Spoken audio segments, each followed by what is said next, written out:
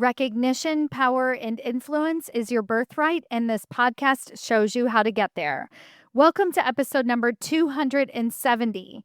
Today's interview is off the charts. I am interviewing an icon in the female entrepreneurship space, and I use the word female meaning that she has created over 6 multi-million-dollar companies.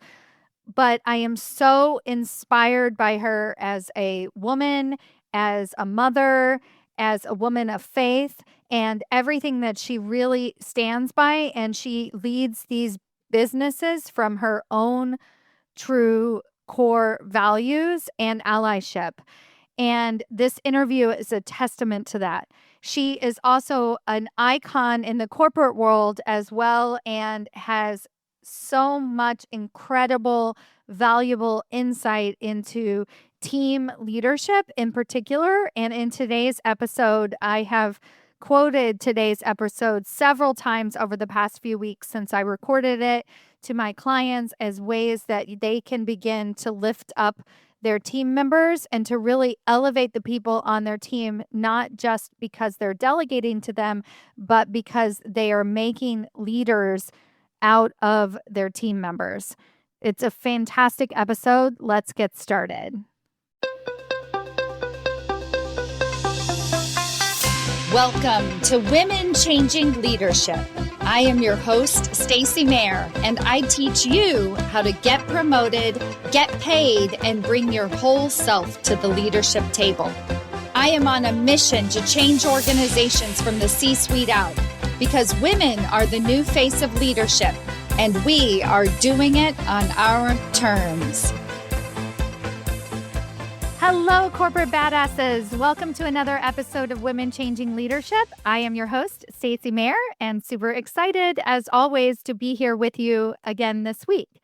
Today's guest is an icon in my mind in the entrepreneurial space and also in the leadership space, and I am so honored to have her on today's podcast. Her name is Kelly Roach. She is a phenomenal leader, and she has created multiple businesses in her short lifetime. And the work that she's doing in this world, both for women, for leaders, and for her family, is really remarkable. So I'm so honored to have you, Kelly. Thank you so much for being on the show. I'm so happy to be here. Thank you so much. I'm going to give a more generic / specific introduction for you so people actually know what you do. And then we're just going to get going on the questions. Kelly Roach is one of the only female founders in the online space to build her company from 0 to 8 figures with zero debt, investors, or outside funding. Kelly is a former NFL cheerleader and Fortune 500 executive turned 8-figure plus entrepreneur, empowering thousands around the globe to achieve financial and lifestyle freedom through entrepreneurship. She's also the author of a few different books, but one of them in particular is called Bigger Than You, that you can download on Audible. And I really want to talk about that today, too, because it's about building unstoppable teams. And this is, in particular, a challenge for so many of the women that I work with as they continue to grow the corporate ladder is like, how do I not just create more money, more problems for myself as I continue to grow? So thank you again, Kelly. But as we get started, let me take a little bit of a sidetrack. So I would love to hear from you, just in general, what you feel your personal secrets to success have been. Okay. Yeah, I would say discipline definitely is my superpower. Discipline and focus. Number one. I would say number two, faith. Faith has always been a huge part of my life. And I feel like that has guided me and supported me in staying the course, right, over long periods of time. So I think also humility. I think that staying humble has been a huge part of how I've achieved the level of success that I have, because I don't see anything as beneath me. I came from humble means we come with nothing, we leave with nothing. And so I try to keep that in mind all the time with everything that I do, and just stay gracious and humble and keep that in mind. And I think that has helped me tremendously. And team. Right? I mean, team has been a huge secret to my success. Not secret, because I talk about it all the time, but it's been a huge reason for my success. And, that's why I'm so passionate about Bigger Than You. It's why I just did the 2024-2025 update. Like, as you mentioned, the audiobook that's brand new. I wrote the book years and years ago because all of my success in corporate came from team building and leadership. And I was just shocked when I came in the entrepreneurial space because everyone was talking about freedom and they were talking about getting clients. Mhm. And I was like, now that's not up because clients, more clients without a team actually gives you a whole lot less freedom. Yes.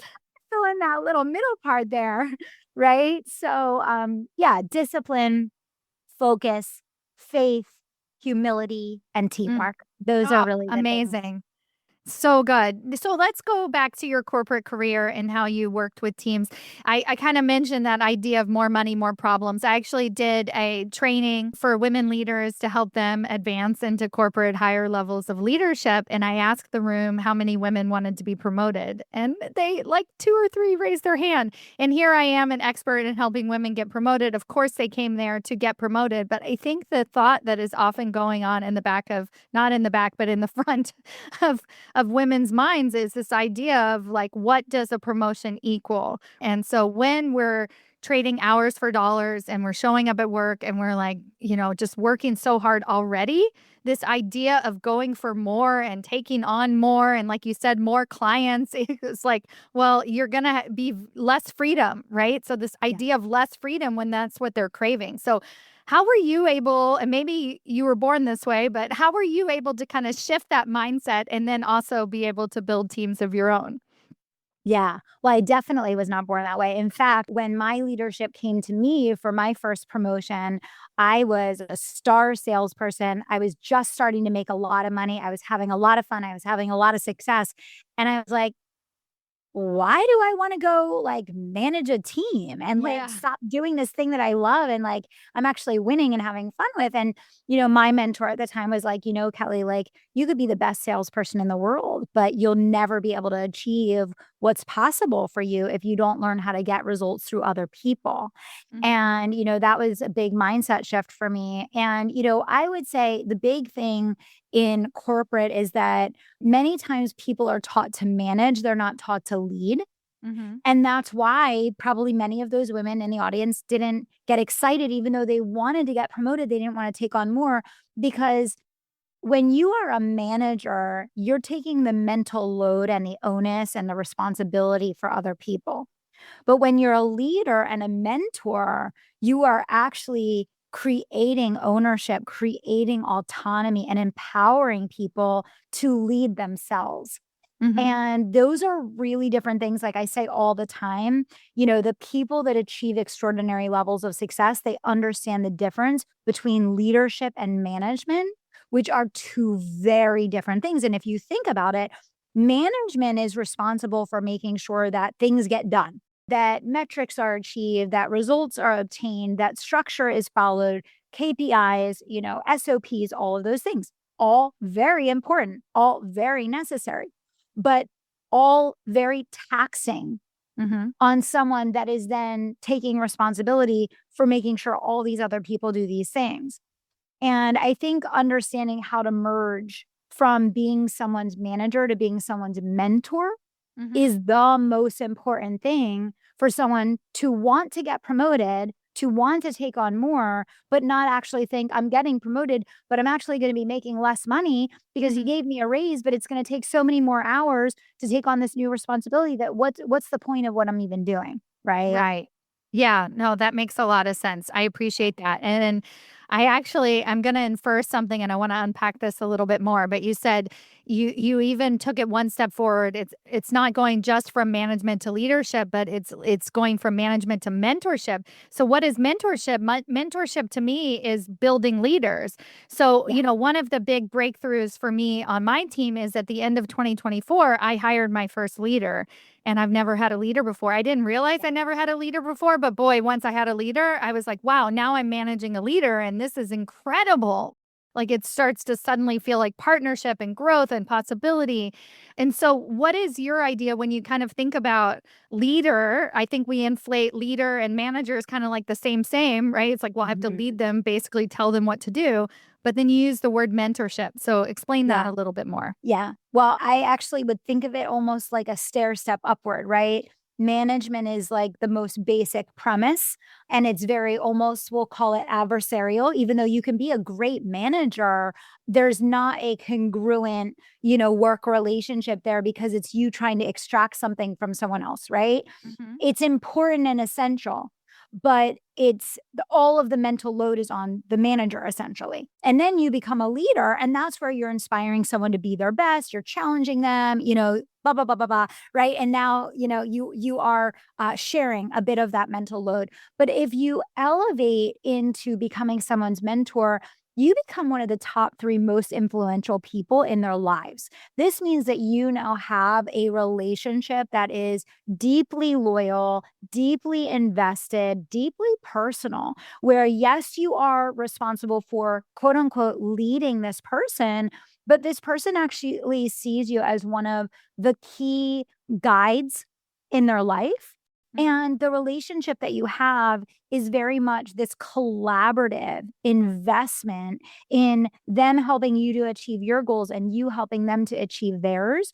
And I like to think of a mentor as being holistic, meaning that you want the best for this person in both business and life. You understand what this person's goals are in business and in life.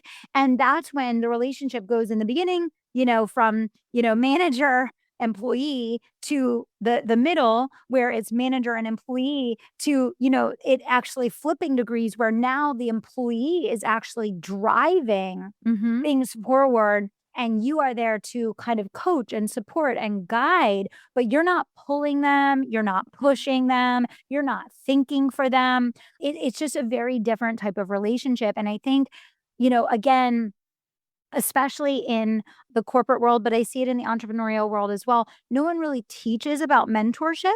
Mhm. So a lot of people don't even know that there's this next level that's available where, I remember when I went on maternity leave, this is back when I was in corporate and I was managing 17 locations and, I had a staff of 100 people. And, when I went out, when I came back from maternity leave, I didn't need to step back into any of the things that I was doing because my leaders were ready. They had stepped up to such a degree that I never went back to doing the things that I had done before that because they were ready to rise to the occasion and stretch their wings and soar. We had all planned together, we prepared together. And when I came back, my role was very significantly diminished from the standpoint of what I needed to do. And, I built a 7-figure business while I had that full time job. And the reason I was able to do that was because my role became consultative with Mhm. my leadership team. I was not managing them. Yeah. I was their mentor and I was consultative to them, which gave me the bandwidth mentally and the energy physically to be able to do that job, do it well, and then also be able to build my business on the side. Wow, that's incredible. I had a woman who recently kind of was able to do this for her maternity leave as well. And she said, my job right now is to work myself out of a job. And Yeah. so, what our coaching became was managing her fear. She was like, Mm. I think I'm kind of doing it wrong because the system doesn't tell me that this is how it works. Yeah. Right. And all Yeah. the feedback that we're given from our boss is like, work harder and, hit your deadlines and stuff like this. And so, if you start you kind of feels very counterproductive to think, okay, I'm going to go on maternity leave and I'm going to help everybody else rise up so that when Yeah. I come back, my job is actually unnecessary. She flat out owned it. Her boss owned it for her too. Everybody was on board with the strategy so that she could come back Yeah. and then figure out what's next within Yeah. this organization. And it takes a certain amount of trust that you have Yeah. inherent value at the company, and your value isn't the hours and your butt in the seat. It's your ideas and what you Yeah. bring in this consultative approach. Yeah. That is so For powerful. sure. You just Yeah. described it really, really well. I'm Yeah. curious from you if you had any mentors along the way. My assumption is yes. Oh, yeah. I mean, I am so blessed. I had such an incredible mentor experience. My mentor's name is Dave. He's not in the online space. You can't look him up. No one knows him, but he was my mentor for over 15 years. I write about him in all my books. I talk about him on my podcast all the time because he literally changed my life. And that was because he went from being my manager to my leadership team to my mentor. And, we ended up building a very close friendship. And ultimately, he was the person that supported me and encouraged me in starting my own business because he was like, you were made for more. You can go even beyond what you've done here. You need to challenge yourself and keep growing. And so, I had a really good model of what mentorship could be and should be. And I still stay in touch with people that I mentored in my corporate job, that I then was able to play that role for other people. And now I get to play that role in my own companies. And, I'll share this too, like for the people listening, because I think sometimes when you're just like so buried in it, you just can't imagine climbing out from under it. And everyone has those seasons. Everyone has those seasons where the team just needs a lot, right? And I think just working on your own mentality in terms of how you're approaching your investment in growing people, that's what's really going to accelerate your path. But I have 6 companies now. Several of those companies I spend less than an hour a week on, and they run and they grow without me because what I did was I grew a team in my first company. I built that company to 8 figures. Once that company got to 8 figures, I started tapping people and promoting them out. And I started having them build my other companies for me. So people are always like, how do you have 6 companies? How do you do it? I'm like, I don't do it. I don't do it. I'm not that crazy, but I spent 10 years growing and developing people in my first company so that I had talent to then let elevate and keep growing with my company, which provides career progression for them, income growth opportunities, advancement opportunities, all of that. So it is a process. And, if you caught that, I said I spent 10 years building the team. That was not 2 years. It wasn't 3 years. And that's the thing I think people have to realize is that it does take time to grow and develop people. And it has to be something where you're willing to be patient and you're willing to spend time on them. And like last year, I started a new mentorship program. I promoted 4 people internally at the end of last year into key roles in my company. And, I started mentorship programs with several people. And that initial mentorship program was a 2-year period. And so it was last year, it will be all of this year and part of 2026. And I think you have to have a big vision for where you're going and be willing to be patient in the growth process that mentorship requires, because mentorship is not management. It's not where you tell someone to do a task and it's like, oh, well, they should know how to do that task overnight. Yeah, they should. That's not what we're talking about. We're talking about growing people in their ability to cast vision, lead others, manage effectively, hire, grow, develop, facilitate thinking, solving problems. It is truly a personal growth journey that you're leading people through. And it's not about being able to tell them something in the next month, all of a sudden they're this new person, right? Yeah. So speaking of that, I get the sense that there's a difference between mentorship and fixing people.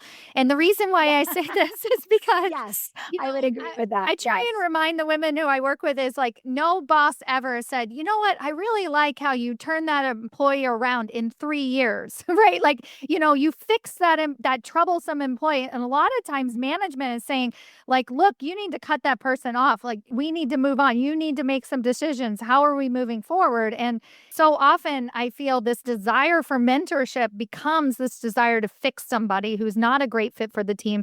And I know you actually talk about this in your book, Bigger Than You, right? It's like identifying the problems and moving on from them. Well, one of the biggest problems in corporate, and this is why, so many women feel buried and they don't want to advance, is that they spend more time on the underperformers than they do on overperformers. The people that you should be investing in mentoring are people that already demonstrated that they're an overperformer.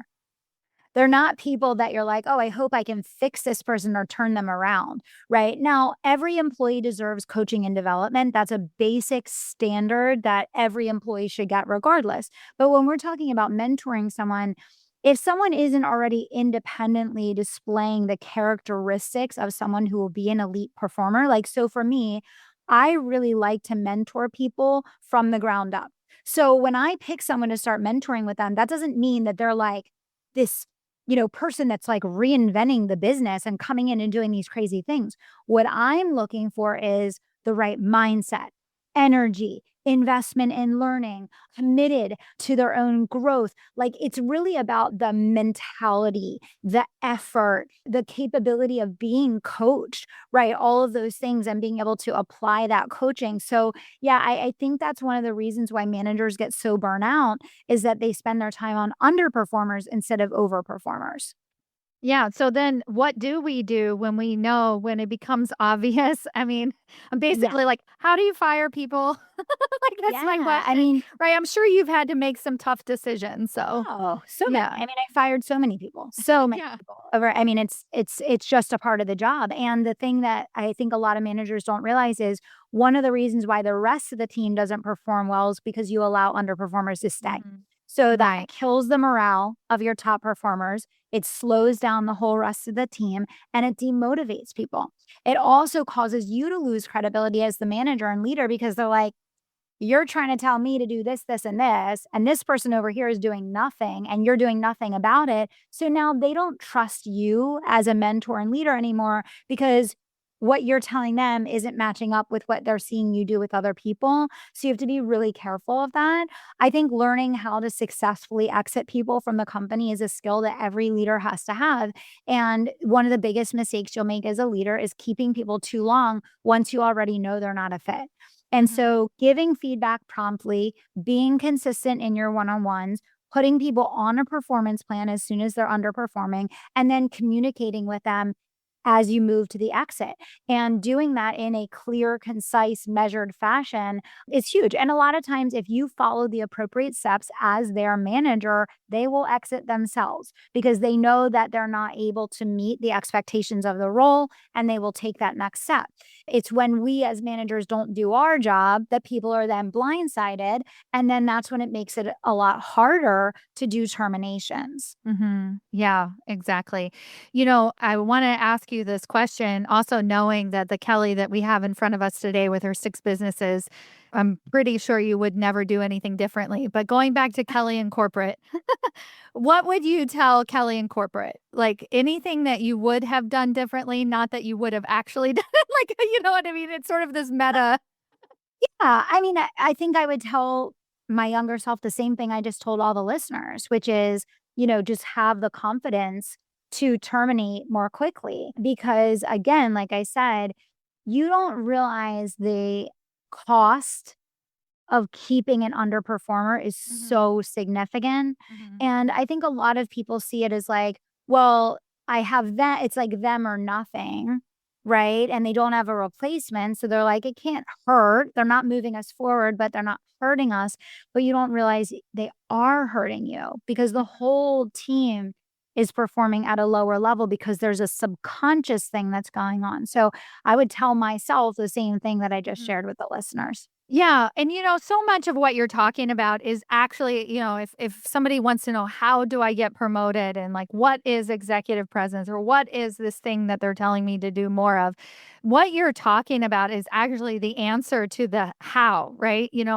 One of the things that I tell people is if you don't have a succession plan, they can't promote you. Yeah. Quite literally, right? Yes. If you don't like when they're saying things like I just not that into you. I don't think you'll make it at the next level. They're saying, like, I don't think you can do the hard stuff. I don't think you can be discerning. Yes. I don't think, right? Yes. So, at whatever level you're at, when you can start to demonstrate some of these capabilities in how you're leading your team and elevating people up and focusing on the overperformers, not the right? That's it. So, That's 100% it, and so much of it does come down to having a successor. So much. mhm, I mean, mhm. you don't realize, and a lot of times they won't even tell you that. So I you know. won't get the promotion and you won't know why you didn't get the promotion, and the reason you didn't get the promotion is because they needed you to sit down in the job that you're in, because you didn't develop someone that can take your job. And I Mhm, think that that takes a certain amount of courage and confidence to say, I'm gonna make sure this person is ready to replace me, and I know I have enough value at the next level to go to the next level in this company. But if you don't have that person ready to go, some people will tell you, but a lot of people won't, that that's the reason why they're passing you up. yep, exactly. This is Yep. why I keep shouting it, right? It's like all of these things like check in, check in. Yeah. Oh, it's so Yeah, important. for sure.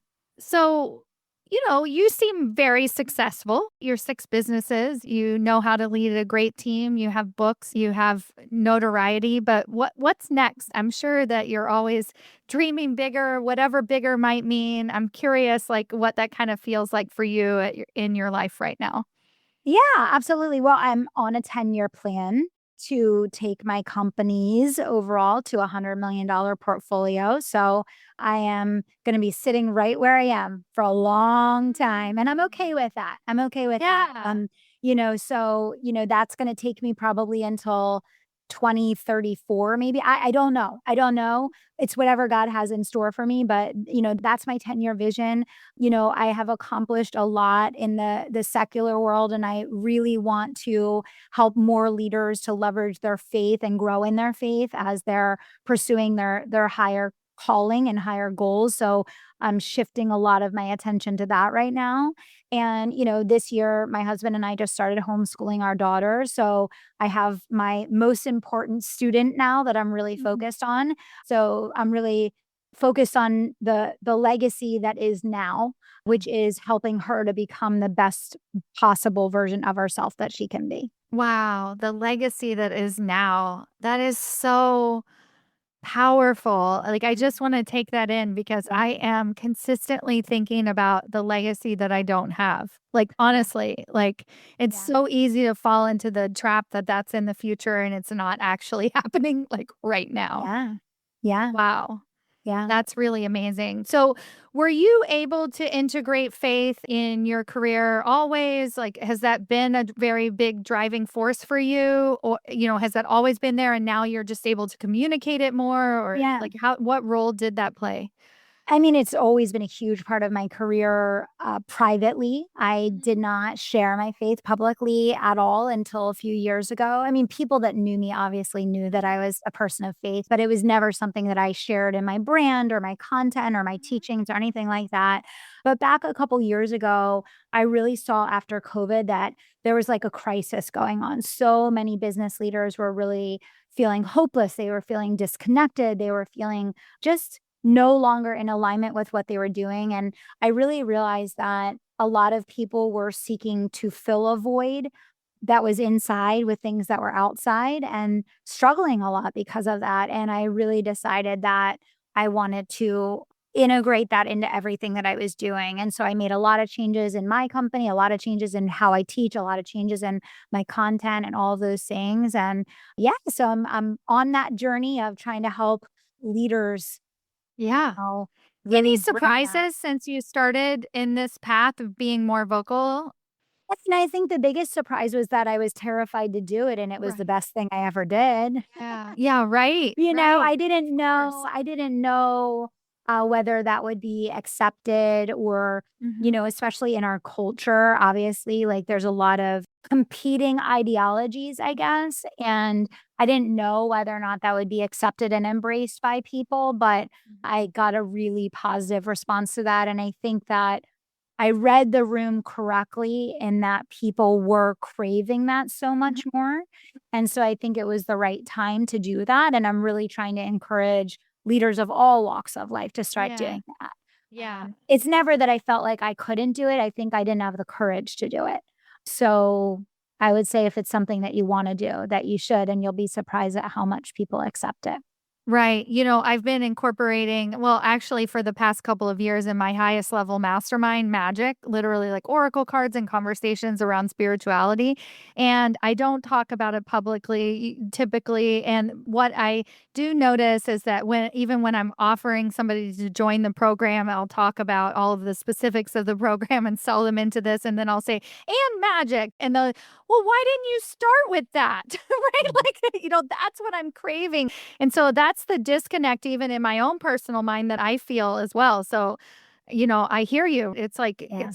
why do I feel afraid to just like say it? But then, well, yeah, because society, right? Or Yeah. what's being Yeah. presented to us. But then once we do it, we notice that it really resonates and it's Yeah. very, yeah, I love Yeah. that so much. Yeah. So, one of the things that I ask all of my guests is why do you personally feel motivated to have a voice at the table? Why do you want to be included in the conversation? And you've talked about having that voice and really having that influence, but what drives you? Well, I think the highest reward in life is contribution. So, to me, it's very simple at this point in my life. I want to do the most good with the gifts that I've been given every day that I'm here, because my assumption is every day that I'm here, God was like, Kelly, you're not done. You still got work to do. And so my goal is just to show up for that every single day. And I really do believe the highest reward in life is contribution. And I think that when you're working towards something bigger than yourself, Mhm. life is just better. Life is more rewarding. Life is more exciting. You have more perseverance and fortitude and, a deeper connection to what you're doing. It's not just the surface level success or money or any of those things. And, that's a big part of my message too, is like really seeking to answer your calling and Mhm. not be just in pursuit of things that are like transactional surface level exterior things that you think maybe will bring you Mhm. happiness, and it's so much deeper than that, Mhm. right? Right. Yeah, I very much agree. And I think that something else that kind of comes to mind when I sit in that space of bigger than you is that, I try and remind my clients that their next promotion is just the beginning. Like the impact and the Yeah, contribution that you have in the world is not about becoming a director of yeah, marketing. Like, yeah, no, right? This yeah, is like, but let's get past that so that yeah. then we can do more. And Yeah. the people that you influence and the people that you lead, like, that is your legacy, Hmm. and whether that's at home, some people's greatest contribution is raising children, and, that's beautiful and perfect and amazing, and, some people do that in the community, and some people do that in a business, and some people do that in a larger corporation, but the people that you impact, like, that is your legacy, Hmm. and so it's not in the future. Hmm. Everyone thinks of legacy as something that they leave behind. Legacy is something that you're building every single day. So good. And so that's it's a different approach. And that's why, bigger than you, why I wanted to bring that book back to the forefront is that there's so many levels of what that name is, it's an iceberg on the front for a reason. And there's so much richness in falling in love with growing people Mhm. and leaving a lasting impact on their lives and seeing yourself not as a manager, not as a leader, but as someone's mentor and growing into the person that is capable of being that mentor to others, right? It's a beautiful process and it impacts how you do everything in life. It impacts how you do life. It doesn't just Yeah. impact your results in your business or with your team.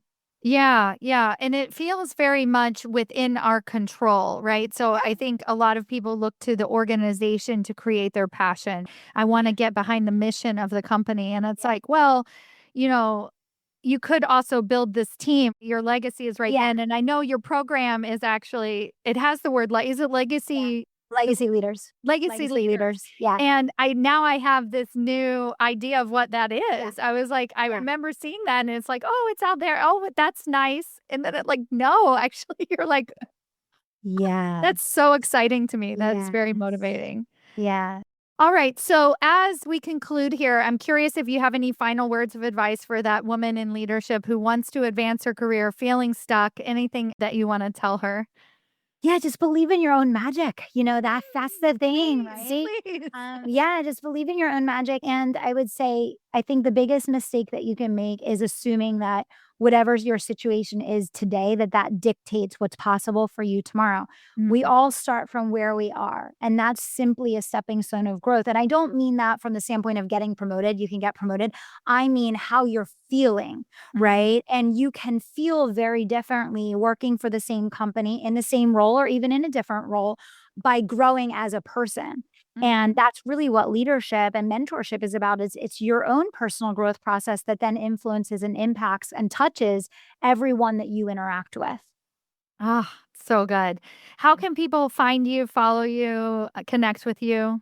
Yes. Well, the Kelly Roach Show is definitely the best place. So come and Yes. check out the show. There's over 1,000 episodes. I release 2 episodes a week. They're 20 minutes or less. They're commercial free. And this is where I just like bring the heat every single week. So growth, empire building, spirituality, personal growth, family, marketing, sales, like the whole thing. So the Kelly Roach Show. And then if you want to connect on social, you can hit me at Kelly Roach Official. drop in my inbox on Instagram to say, hey, heard you on the show, send you some free resources. I'd love to connect with you. Oh, amazing. Kelly Roach, thank you so, so much for being here. You're such a gift to the world and my audience. I'm so grateful. Thanks for having me.